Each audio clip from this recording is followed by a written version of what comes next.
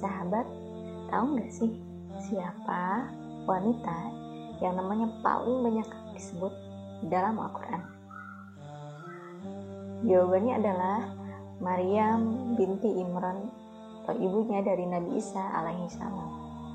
Sampai saking hebatnya perempuan ini, Allah memberikan salah satu surat yang dinamai dengan namanya, yaitu surat Maryam. Maryam termasuk dari 4 wanita yang disebutkan sebagai perempuan yang paling utama di dunia ataupun di akhirat, selain dari Khadijah, kemudian Fatimah, Asiyah, disusul oleh Maryam binti Imran. Maryam ini adalah perempuan yang sangat menjaga kesuciannya. Bahkan diriwayatkan bahwa beliau tidak pernah bertemu dengan laki-laki lain atau dengan lawan jenis selain dengan Nabi Zakaria alaihi salam. Sampai suatu hari ketika beliau tengah bertasbih, beliau tengah berzikir, kemudian didatangi oleh malaikat Jibril yang menyerupai seorang laki-laki. Beliau bertanya, "Siapakah engkau?"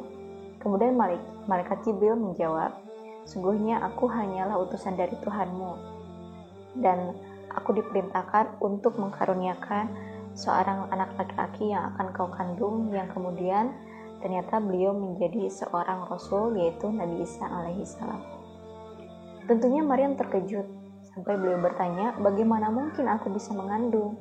Sedangkan aku tidak pernah disentuh oleh laki-laki manapun, dan aku juga bukan seorang perempuan yang terhina, dalam arti aku bukanlah seorang pelacur," gitu. Maksudnya logisnya secara biologis, jika ada kehamilan ya harus ada interaksi antara seorang laki-laki dan perempuan. Tapi Maryam bahkan tidak pernah bertemu dengan laki-laki sebelumnya kecuali dengan Nabi Zakaria alaihissalam. Sampai dalam suatu riwayat disebutkan setelah kedatangan malaikat Jibril tersebut, Maryam mengandung sesuai dengan ayatnya kun fayakun. Ketika Allah memerintahkan jadi maka jadilah. Maryam mengandung dengan kondisi beliau masih dalam ketaatan. Beliau menerima takdir dari Allah Subhanahu wa taala, dan tentunya beliau tidak pernah terpisahkan dari yang namanya fitnah pada saat itu. Banyak orang yang melontarkan fitnah-fitnah keji terhadap dirinya karena beliau ini perempuan yang sangat menjaga kehormatannya, tapi kok tiba-tiba bisa mengandung gitu. Sampai akhirnya Siti Maryam melahirkan Nabi Isa, dan beliau bisa dibilang tidak cukup menghiraukan apa yang dilontarkan oleh masyarakat pada umumnya pada saat itu. Sampai dalam salah satu ayat disebutkan bahwa Maryam meminta agar Nabi Isa yang waktu itu kondisinya masih bayi untuk menjawab sebenarnya siapakah dia gitu. Nah, di sini disebutkan dalam ayatnya, Nabi Isa alaihissalam yang kondisinya masih bayi secara tiba-tiba berbicara, "Sungguhnya aku ini adalah hamba Allah. Dia memberiku Alkitab Injil, dan dia menjadikan aku seorang nabi.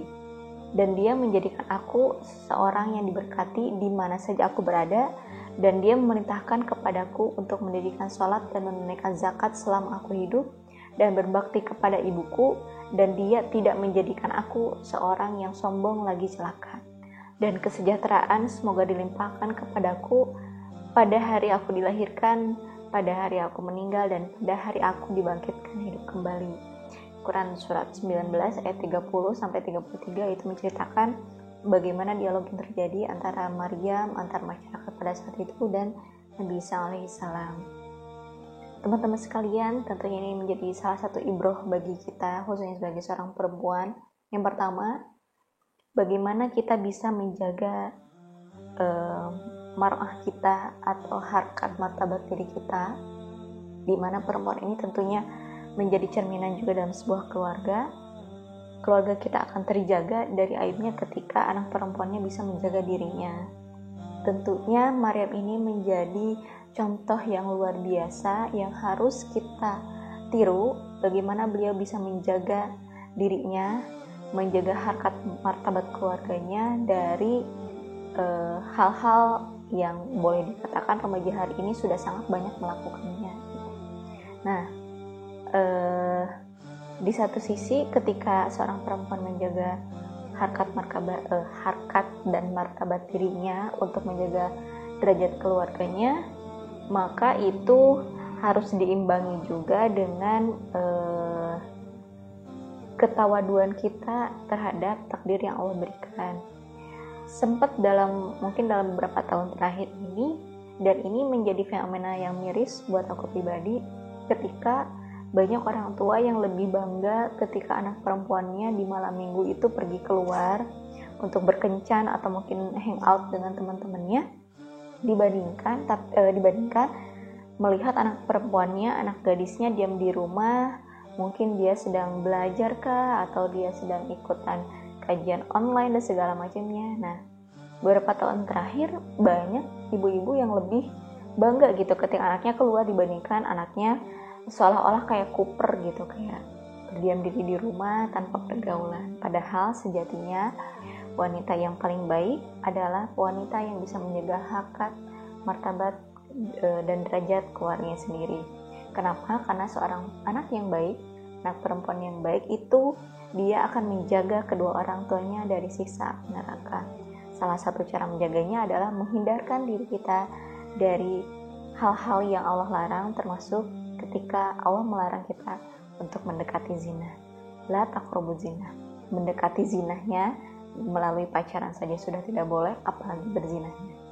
Mudah-mudahan kisah Maryam ini menjadi ibrah bagi kita sebagai seorang perempuan untuk terus menjaga diri hingga Allah menaikkan derajat kita, dan mudah-mudahan Allah terus memampukan diri kita sebagai seorang perempuan agar terhindar dari dosa-dosa yang Allah larang. Terima kasih. Assalamualaikum warahmatullahi wabarakatuh.